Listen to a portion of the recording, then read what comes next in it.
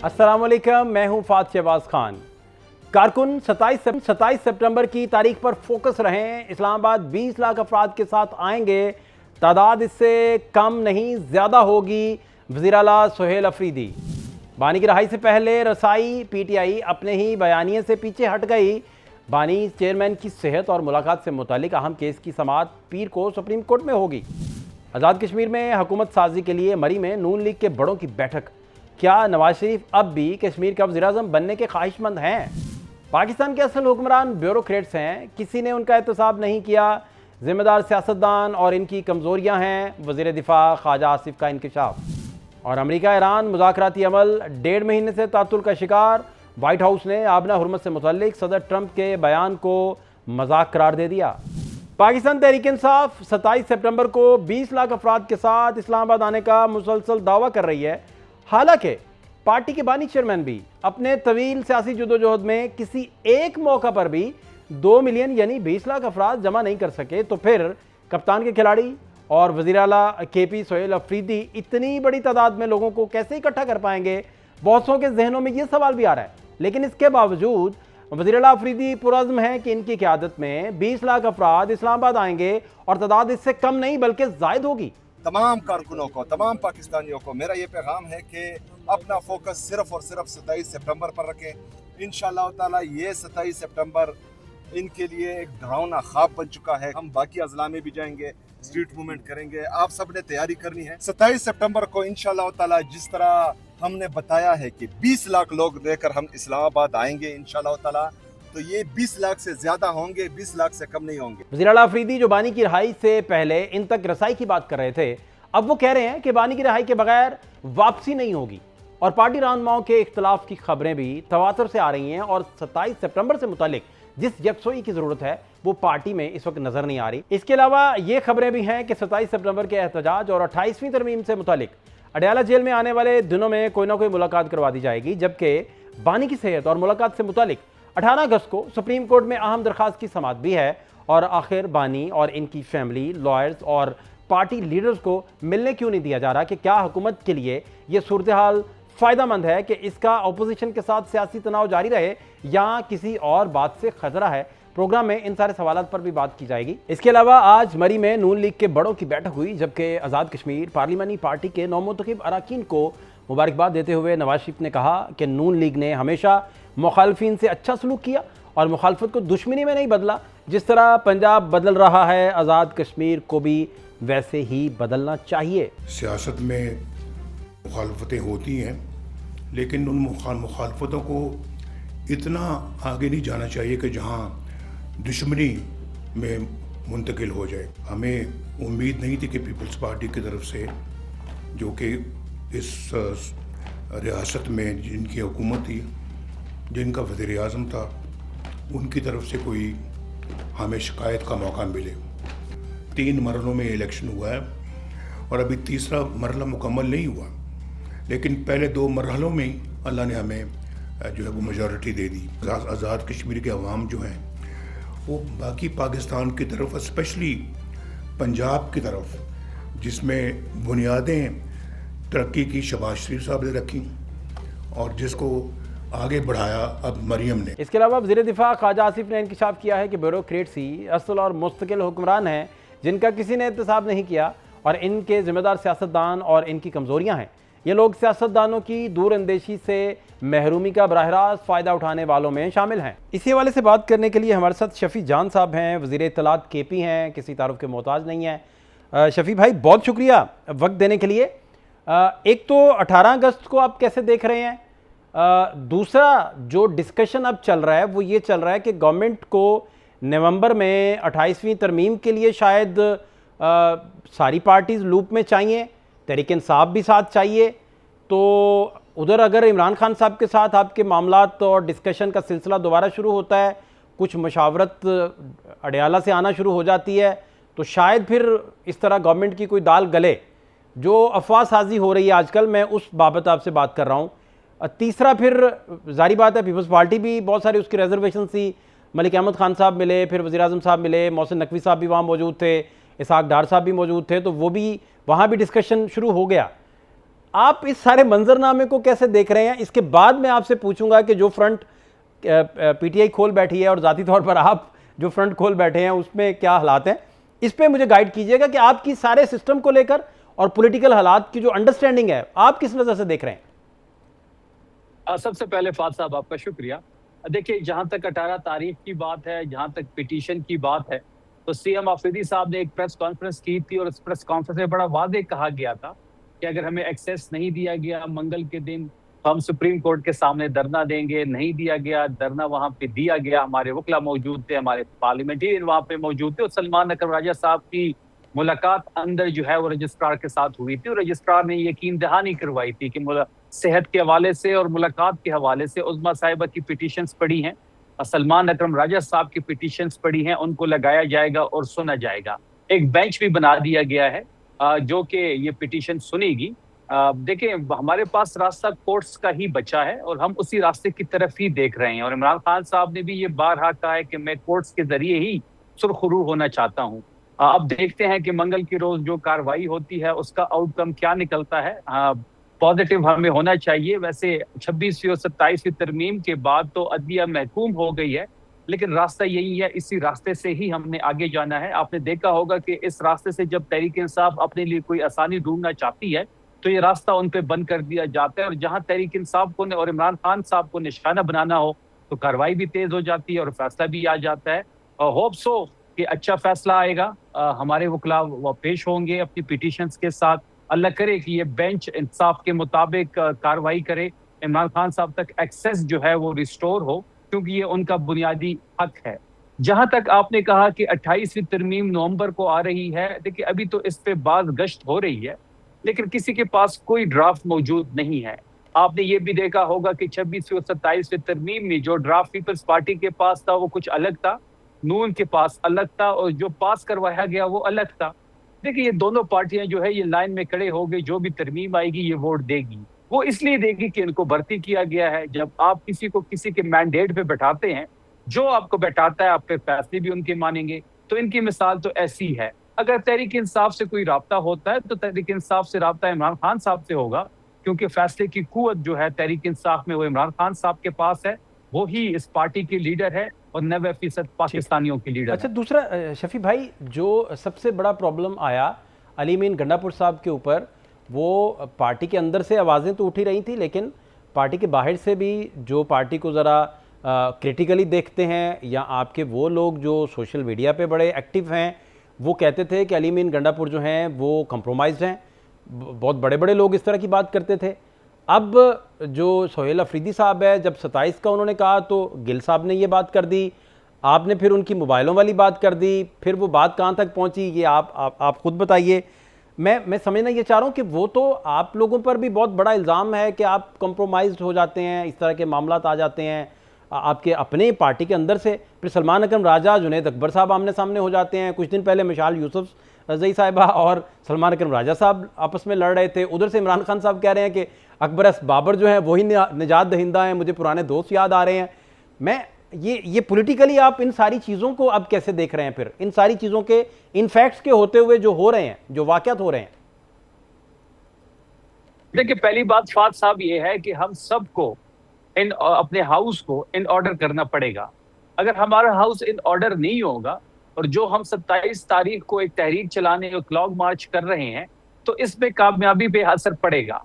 देखिए, अफरीदी साहब ने तमाम ओहदेदारों को, तमाम पार्लियामेंटेरियंस को और तमाम टॉप टीयर की जो लीडरशिप है उनको ये पैगाम पहुंचाया है कि 27 तक तमाम लोग इत्तेफाक और इत्तेहाद का मुजाहरा करें। ये बयानबाजी से नुकसान हो रहा है और ये इमरान खान की तहरीक है, ये किसी की जाती तहरीक नहीं है। अगर इस किसी के बयान से, किसी की वीलॉग से, किसी की जाती हमले से इस तहरीक को नुकसान पहुंचेगा तो कल को वही इंडिविजुअल उसका जिम्मेदार होगा।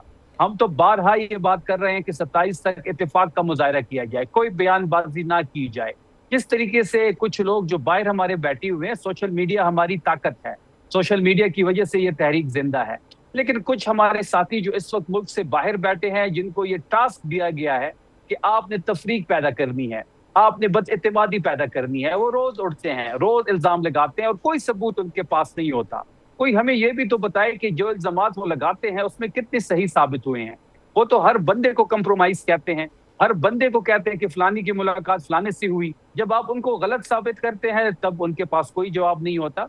तो हमारा फोकस जो है वो 27 तारीख पे है। हमारे पास गलती की कोई अच्छा, गुंजाइश जो नहीं है। जो हम गिल कोई साहब के लूप बारे होल में, नहीं छोड़ना चाहते। शफी भाई, जो गिल साहब के बारे में आप गुफ्तगू कर भी रहे थे, वो कुछ जर्नलिस्ट भी इस तरह की रिपोर्ट करते हैं, लेकिन आपका सोर्स क्या है, ये बातें आप तक कैसे पहुंची, मैं सिर्फ समझने के लिए ये बात पूछना चाह रहा हूं। देखिए फाद साहब, मैं उस चीज पे बात नहीं करना चाहता। ठीक। इस चीजों को समेट के हम आगे बढ़ चुके हैं।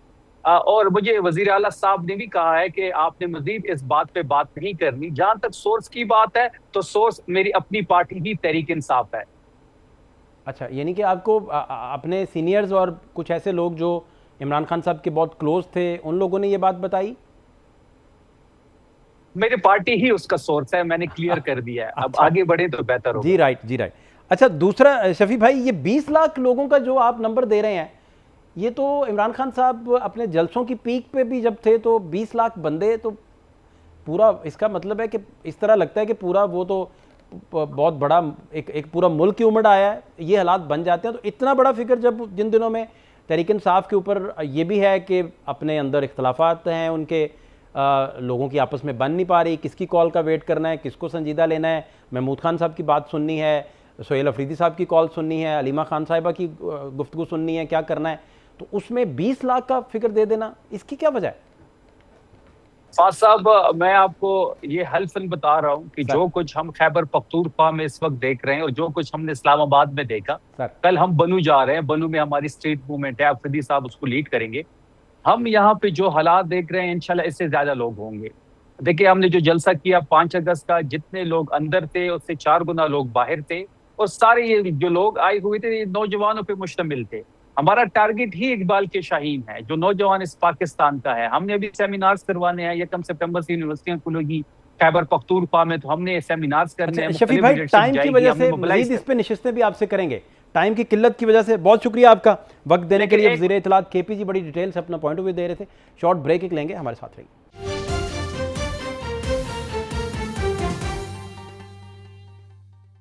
ब्रेक के बाद खुश आमदीद। इस वक्त हमारे साथ राना एहसान अफजल साहब हैं, कोऑर्डिनेटर हैं वज़ीर-ए-आज़म साहब के, किसी तारुफ के मोहताज नहीं है। बहुत शुक्रिया राना साहब वक्त देने के लिए।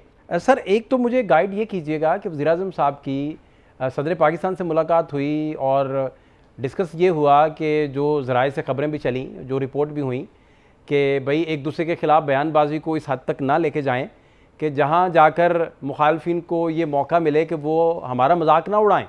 इस तरह का डिस्कशन, क्या क्या डिस्कशन हुआ सर एग्जैक्टली? चूँकि मोहसिन नकवी साहब की हालिया तकरीर के बाद मुल्क में बहुत सारी चीज़ें बदली, नहीं भी बदली तो चलें, बात करने के ढंग बदल गए, लोगों का तरीका सलीका बदल गया, गुफ्तगू के जो आदाब अब मुकर्रर हुए हैं उस तकरीर के बाद वो कुछ और हैं, मयार पहले और थे। तो आपसे मैं समझना चाह रहा हूँ, ये सारी गुत्थी आप सुलझाइए, बताइए क्या चल रहा है। बिस्मिल्लाहिर्रहमानिर्रहीम। बहुत शुक्रिया फहद साहब। देखिए, जरदारी साहब ने हमेशा मंजी हुई और सुलझी हुई जो है वो सियासत की है, और इस वक्त वो सदर के ओहदे के ऊपर अपने फ़राइज़ सर अंजाम दे रहे हैं। तो हमारा ये हमेशा से ये ख्याल था। देखें, ये जो दो तरफा एक जंग चल रही थी पीपल्स पार्टी और PMLN की, ये इलेक्शंस एक मेजर वजह थी, और यहाँ ये भी एक फैक्टर था कि इसको हमने नहीं किया था। बिलावल साहब नौजवान सियासतदान हैं और उनका जो खून है वो जल्दी जोश मार लेता है। तो उस बुनियाद पे वो एक सिलसिला शुरू हुआ बैक एंड फोर्थ, लेकिन हमें इस चीज़ का यकीन था कि एक इलेक्शन के जब ख़त्म हो जाएगा तो चीज़ें ज़रूर स्मूदन आउट होंगी।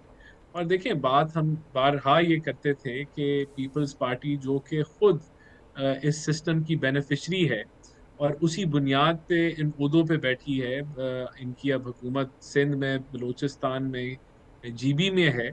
तो ये जब तनकीद करती है सिस्टम पे तो ये गालबन अपने आप पे तनकीद कर रही होती है, और अगर ये कीचड़ उछालती है तो ये गालबन अपने आप पे कीचड़ उछाल रही होती है। तो ये सेंस प्रिवेल होगी। देखिए, बहुत सारे दीगर मामलात पे प्राइम मिनिस्टर और प्रेसिडेंट की आपस में ज़रूर गुफ्तगू हुई होगी।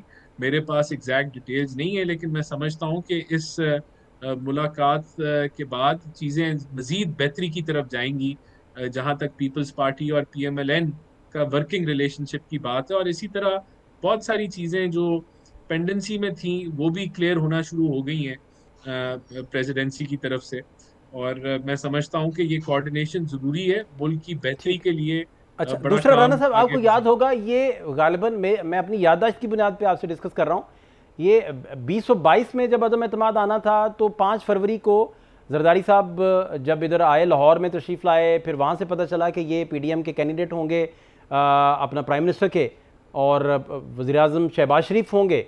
तो जरदारी साहब एक तो अदम एतमाद का सारा क्रेडिट भी लेते हैं, और दूसरा इस बात का क्रेडिट भी वो लेते हैं कि शहबाज शरीफ जैसा जो हीरा था जिसे जो है प्राइम मिनिस्टरशिप की जगह नहीं मिल रही थी, तो वो जगह हमवार करने में, कोई कांटे रास्ते से हटाने में जरदारी साहब ने भी बड़ा उसमें रोल वगैरह प्ले किया, इसका वो क्रेडिट लेते हैं।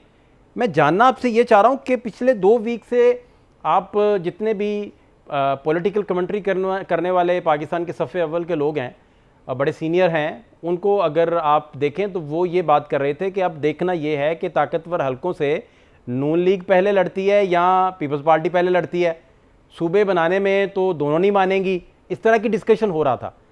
और आपका अब क्या ख्याल है, इन मीटिंग्स में क्या डिस्कस हो रहा है? सदर और वज़ीर-ए-आज़म जब आपस में बैठ रहे हैं तो क्या डिस्कस कर रहे हैं? लाहे अमल अगर मुस्तकबिल का आप देखें तो वो क्या होगा? आप समझ रहे हैं जो तकरीर के उसको सामने रखते हुए जो पूरा नक्शा मुल्क का बन रहा था वो तो शायद कुछ और है फिर, लेकिन वहाँ जो डिस्कस हो रहा है वो क्या है, मैं वो जानना चाह रहा हूँ एग्जैक्टली। देखिए, मैं उस मीटिंग का हिस्सा नहीं था, लेकिन मैं आपको ये ज़रूर बता सकता हूँ या आपके सवाल का जवाब दे सकता हूँ कि सूबों के हवाले से इस वक्त हुकूमती लेवल के ऊपर कोई ऐसी फॉर्मल वर्किंग ग्रुप या कोई कमेटी जो लॉ मिनिस्ट्री के अंदर काम कर रही हो या इसका कोई रास्ता निकाल रही हो, अभी तक कोई ऐसी कोई फॉर्मल कोई चीज़ें नहीं बनी। ये एक मीडिया के अंदर डिबेट ज़रूर है, मुख्तलिफ जमातें इसके अंदर अपनी कमेंट्स दे रही हैं, और हमारा यही ख्याल है कि इस हवाले से चीज़ें कंसेंसस के साथ आगे बढ़ेंगी।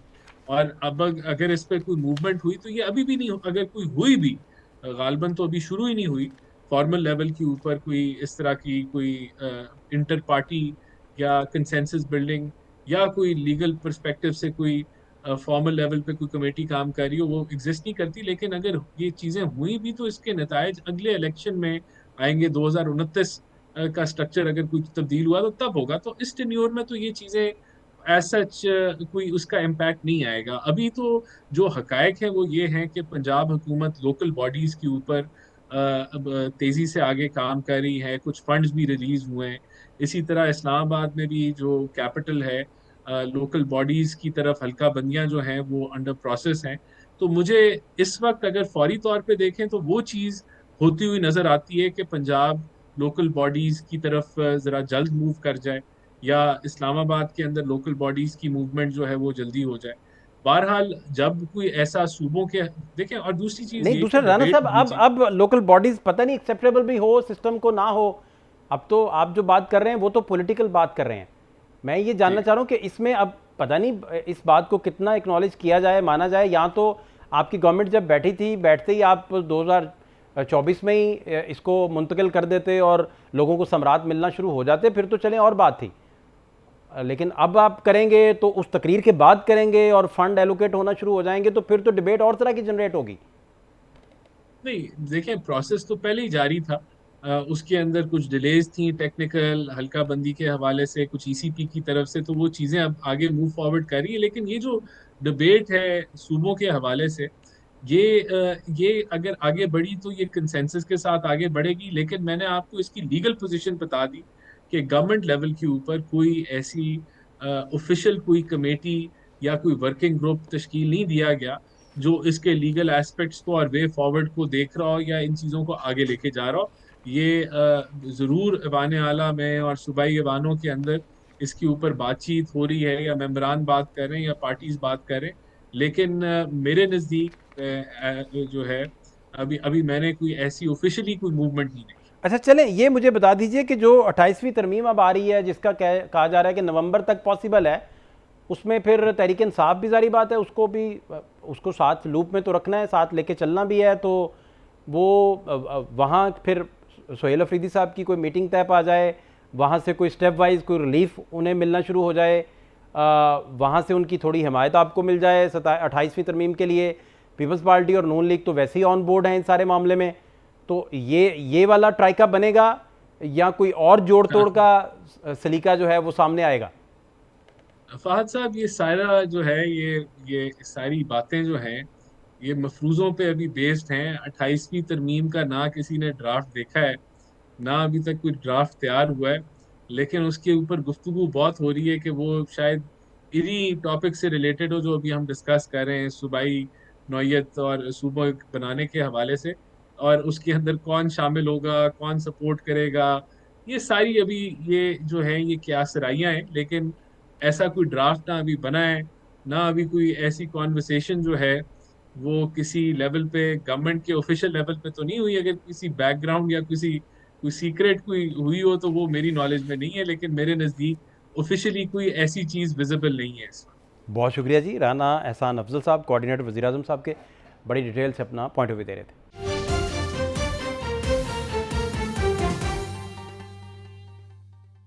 ब्रेक के बाद खुश आमदीद। अमरीका और ईरान की जंग को शुरू हुए 6.5 महीने हो गए, जबकि दोनों मुल्कों का मुज़ाकराती अमल 1.5 महीने से तातुल का शिकार है और मुस्तकबिल करीब में भी इसकी बहाली की कोई सूरत नज़र नहीं आ रही। ईरान ने भी कह दिया है कि बातचीत दोबारा शुरू करने से मुतालिक अभी कोई फैसला नहीं किया। वाशिंगटन और तेहरान के दरमियान आखिरी तकनीकी मुज़ाकराती नशिस्त 1 जुलाई को कतर के दारुल हुकूमत दोहा में हुई थी, जिसमें आबना हुर्मस और ईरानी असासों से मुतालिक अमूर पर तबादला ख्याल किया गया था, जिसके बाद इसमें कोई पेशरफ्त नहीं हुई और फ्रीकैन के एक दूसरों पर हमले की वजह से मशरक़ वस्ता की सूरत हाल एक बार फिर कशीदा हो गई और ये सिलसिला किसी न किसी सूरत अब तक जारी है, जिसमें आबना हुर्मस में बहरी जहाज़ों पर मुसलसल हमले हो रहे हैं और इस तमाम सूरत हाल में इंटरनेशनल मार्केट में तेल की कीमतें एक बार फिर बढ़ रही हैं। जुमे को ब्रेंट 88.52, WTI 82.40 और अरब लाइट 80.93 और मरबन क्रूड ऑयल 89.42 डॉलर फी बैरल पर बंद हुआ। जबकि ईरान के मरकजी मुज़ाकरातकार बाकर कालीबाफ का कहना है कि लेबनान पर इसराइली हमलों में हिजबुल्लाह इंटेलिजेंस चीफ अहले खाना समेत शहीद हुए, जिसकी वजह से अमेरिका से मुज़ाकरात मअतल किए।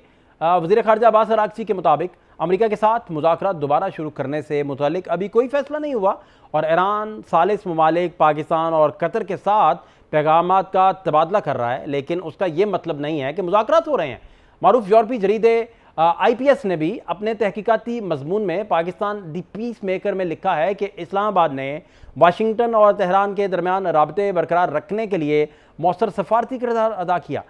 इस्लामाबाद मुफाहमती यादाश्त खित्ते को वसी जंग से बचाने के लिए वाहिद काबिल अमल सफारती फ्रेमवर्क है। उधर सदर ट्रंप ने ईरान को शिकस्त देने का दावा करते हुए कहा है कि वो बहुत जल्द आबना हुर्मस को अमेरिका का इलाका करार देने का ऐलान करेंगे, लेकिन आबना हुर्मस को अमेरिका का इलाका करार देने के हवाले से व्हाइट हाउस ने कहा कि सदर ट्रंप ने मजाक में ये ऐलान किया था। ताहम ईरानी नायब सदर काज़िम गरीबाबादी ने ट्रंप के बयान पर अपने रद्दमल में कहा कि आबना हुर्मस किसी हुक्म, ट्वीट, जहाज़ या इंतखाबी तकरीर से कब्जे में नहीं ली जा सकती। ये सिर्फ ईरान की कमान में बंद और खोली जाएगी। और इसके अलावा अमरीकी नायब सदर JD वांस ने भी बयान में बहुत अहम बात की है कि ईरान का जोहरी प्रोग्राम नहीं बल्कि अमरीकियों के लिए सस्ता तेल पहली तरजीह है। इससे पहले अमरीकी वज़ीर ख़जाना ने तेहरान को सख्त मुआशी तनहाई का निशाना बनाने की धमकी दी थी, जिस पर अमरीकी कौमी सलामती के माहिर ड्वेन ग्रेजर ने कहा था कि ईरान मुआशी दबाव का मुकाबला करने की सलाहियत रखता है। इसके अलावा मशरक़ वस्ता की जंग में शरीक अमरीका और इसराइली फ़ौजियों के हवाले से ऐसी खबरें भी आ रही हैं जिसमें वो ज़हनी दबाव की वजह से खुदकुशी करने की कोशिश कर रहे हैं। इसी हवाले से बात करने के लिए डॉक्टर जमील अहमद खान साहब जी साबिक सफ़ीर हैं, किसी तारुफ के मोहताज नहीं, इंटरनेशनल अमूर के माहिर हैं। बहुत शुक्रिया डॉक्टर साहब वक्त देने के लिए। डॉक्टर साहब, ये तो बयानात अब मजाक तक चले गए। ट्रंप साहब ने कहा कि बहुत जल्द आबना हुर्मस को अमेरिका का जो है इलाका करार देने का मैं ऐलान करूँगा। वाइट हाउस ने कहा ये तो उन्होंने मजाक किया है, इस तरह की तो कोई बात नहीं है। तो मैं जानना आपसे ये चाह रहा हूँ सर कि वहाँ डेडलॉक की जो शिद्दत है उसमें आपको अभी भी लगता है कि उसमें कोई किसी तरफ से कोई बेहतरी आएगी? ईरान ये कहता है कि जितने भी लोग इसमें मुज़ाकरात के लिए हमें आमादा करते थे, ख़ास तौर पर पाकिस्तान, तो वो डिस्कशन हमारा सारा चल रहा है, लेकिन फिर भी डेडलॉक उसी तरह बरकरार है। क्या टेक है डॉक्टर साहब आपका? देखिए, सबसे पहली बात तो ये है कि जो तारीख है अमेरिका की, जो कि 250 साल से ऊपर पे मुहित हो गई है अब, उसमें इस अनमोल तरीके का इस अपनी नोयत का एक अपना अंदाज का एक प्रेसिडेंट कभी नहीं आया। इसीलिए अमेरिकन भी अब तो डोनाल्ड ट्रंप की गुफ्तार पर जरा काफी नजर रखते हैं और कहते हैं कि नहीं, वो सीरियस नहीं है। तो अगर आरबाए आबनाए हुर्मस को अपनी टेरिटरी उन्होंने करार देना ही था, चले इंटरनेशनल कानून की बात नहीं करते, कैसे तो फिर कोई भी मुल्क उठे, चाइना कल उठेगे, ताइवान को अपनी टेरिटरी डिक्लेयर कर दे, रशिया उठे और जाके यूक्रेन में या बेलारूस में बेलारूस तो खैर उसका दोस्त है, किसी और अपने टेरिटरी में बैठ जाए और उसके बाद कहे कि जी ठीक है ये मेरी टेरिटरी हो गई। तो ऐसा दरअसल ना इंटरनेशनल कानून में है। और अगर ताकत के तवाजुन की आप बात करें तो अमेरिका ने अब तक कौन सा हरबा अख्तियार नहीं किया कि जिसके तहत उन्होंने कोशिश नहीं की कि रिजीम चेंज हो जाए, और अगर रिजीम नहीं चेंज होती है तो वो सीधा हथियार डाल दें, यानी कि सरेंडर कर जाएं। जितनी कारपेट बॉम्बिंग कर चुके ये 28 फरवरी से लेके अब तक, खासतौर पर जो इस 14 पॉइंट के 14 नुकात के एग्री होने से पहले, डील होने से पहले, खासतौर पर जब पाकिस्तान अकॉर्ड हुआ उससे पहले उन्होंने कौन सा हरबानी अख्तियार किया, और 1,20,000 के करीब बिल्डिंगों को उन्होंने मुनहदम किया या बर्बाद किया। और उसके अलावा उसमें स्कूल, कॉलेज, ब्रिजेस, बाकी बहुत सारे मामला, और फिर उस भी सरेंडर ना करवा सके। चले वो भी छोड़ दें, जब वो लेके आए अपने बहरी बेड़े और 20 से ज्यादा उनके बहरी जहाज आए नजदीक और फिर दूर चले गए कि शुनीद ये है कि एक बहरी जहाज पर कोई जाके टकरा गया, उनको उनके थॉट्स और उनके जो एयर डिफेंस सिस्टम है उसको चीरता हुआ जाके टकरा गया, तो सारे के सारे रेंज से बाहर चले गए। ये मैं नहीं कह रहा, ये उनके अपने CIA के पुराने बहुत माहिर किस्म की शख्सियत जेरी लॉन्सन कह रहे हैं उस इसी बात को जो मैं बात कर रहा हूं। तो वो फिर सारे उस रेंज से बाहर निकल गए। तो इसका मतलब क्या हुआ? इसका मतलब ये हुआ कि अगर अमेरिका इस चीज सलाहियत रखता होता तो अब तक स्टेट ऑफ हॉर्मुज पर बिल्कुल काबिज हो जाता, और न सिर्फ स्टेट ऑफ हॉर्मुज पर काबिज हो जाता बल्कि पूरे ईरान पर काबिज हो जाता। तो लिहाजा अगर कोई वार ऑफ चॉइस अगर इस तरह छेड़ दी जाए जिस तरह के अमेरिकन कह रहे हैं, और वार ऑफ चॉइस छेड़ दी जाए वो भी नेतन्याहू और इजरायली लॉबी के कहने पर, जो कि 13 फरवरी को जब नेतन्याहू व्हाइट हाउस के पिछले दरवाजे से गए और उससे पहले इजरायली लॉबी ने अपनी पूरी तैयारी करके डोनाल्ड ट्रंप को ब्रीफ किया हुआ था, फिर कैबिनेट को 13 फरवरी को ब्रीफ किया, फैसला करवाया, बताया कि हफ्ते 10 दिन की बात है, यहाँ तो ये दलदल में फंस गए, यहाँ तो उनके 17 के करीब जो उनके बेसिस है वो तबाह हो गए। अभी जॉर्डन से कल की वहां से आवाज उठ रही है सिविल सोसाइटीज की कि किसी तरीके से जान छुड़ाएं इन बेसिस से। मुझे, क्योंकि मैं खुद 2 बड़े कलीदी ममालिक में रह चुका हूँ मिडिल ईस्ट में और सफीर भी, तो मुझे मालूम है कि वहाँ के आम लोगों के एहसासात, जज्बात क्या हैं, और जब हुकूमत पर प्रेशर पड़ेगा, और पड़ भी चुका, क्योंकि उन मुताल्लिका हुकूमतों ने जिन पत्तों पर तकिया किया वही पत्ते हवा देने लगे। अच्छा डॉक्टर साहब, प्रोटेक्शन तो देने एक बात आपसे समझना जरूरी है, वो ये है कि इन सारे हसास मामलात ने शायद जो प्राइम गोल जिसे अमेरिका पब्लिक के सामने जो है वो हर वक्त कहता था कि ये मेरा गोल है, उसको शायद बदल दिया अच्छा खासा। जेडी वांस जो हैं अब ये कहने पे मजबूर हो गए हैं कि लोगों को अमेरिका के अंदर पेट्रोल सस्ता चाहिए, उनकी जेब के ऊपर जो है वो जो है डाका ना पड़े। उन्हें इससे कंसर्न नहीं है कि उसके पास कोई एटमी ताकत वो बनने जा रहा है या उसके पास यूरेनियम का क्या लेवल है, ये तक बयान देना पड़ गया। इसकी वजह आप क्या देखते हैं? इतना बड़ा पॉलिसी शिफ्ट है या फकत इसे बयान की हद तक देखा जाए? नहीं, ये मजबूरियां हैं जिसकी वजह से पॉलिसी शिफ्ट करनी पड़ रही है। और मजबूरी कैसे है कि ये वो कैंपेन, इलेक्शन कैंपेन जिसके तहत रिपब्लिकन जीती थी इलेक्शन कि हम सस्ताई कर देंगे, हम फ्यूल को सस्ता कर देंगे, ग्रोसरी कम हो जाएगी, आपकी कमोडिटीज की प्राइस कम कर देंगे। ये तो स्टेट ऑफ हॉर्मुज जो है उसने तबाही मचा दी है। पूरी दुनिया तो खैर उससे इफेक्ट हुई है, लेकिन अमेरिका जिसके कि अब तो इलेक्शन सर पर आ गए हैं, मिड टर्म इलेक्शन, और उसमें वो वादे जो कैंपेन के दौरान से लेके बाद में तक करते रहे वो पूरे नहीं हुए। तो यही वजह है कि अब प्रायोरिटी चेंज हो गई है। पहले प्रायोरिटी। आप जितने बयानात उठा के देखें, डोनाल्ड ट्रंप के बयानात उठा के देखें, जेडी वैंस के देखें, किसी भी कैबिनेट मेंबर के, सारों ने यही इनरिचमेंट की बात की थी। और इसी वजह से जो पहले भी जेसीपीओ से वॉकआउट किया था, उन्होंने सोचा कि हम इनरिचमेंट को जीरो पे ले आएंगे, डरा धमका के, लड़ाई करके, वो तो और मामला आगे बढ़ गया। तो अब आप अंदाजा करें कि ईरान की 60% अफजूदा शुदा यूरेनियम, जिसके पीछे पूरी इजरायली लॉबी पड़ी हुई थी, इतना प्रेशर पड़ा कि इजरायली लॉबी भी अब उस पहले के मुकाबले में थोड़ी कमजोर हुई, और साथ साथ डोनाल्ड ट्रंप के लाले पड़ गए आगे जो इलेक्शन जीतने के। उसकी वजह से अब प्रायोरिटी ये चेंज हुई कि बस हम तो ऑयल की प्राइस किसी तरह कम हो जाए, क्योंकि उससे जुड़ी हुई तमाम की तमाम कमोडिटीज की प्राइसेस हैं, जिसकी वजह से महंगाई बढ़ गई, इन्फ्लेशन बढ़ गई, और इलेक्शन सर पर। तो इसकी वजह से प्रायोरिटी चेंज हो गई कि किसी तरीके से, मेरा अपना तज्जिया ये है, ये तो खैर बयान की हद तक कि हम कब्जा कर लेंगे। बहुत शुक्रिया डॉक्टर जमील अहमद खान जी, साबिक सफ़ीर, बड़ी डिटेल से अपना पॉइंट ऑफ व्यू दे रहे थे। प्रोग्राम का वक्त खत्म हो जाता है। फ़ात शहबाज खान को इजाज़त दीजिए, अल्लाह ने के बाद।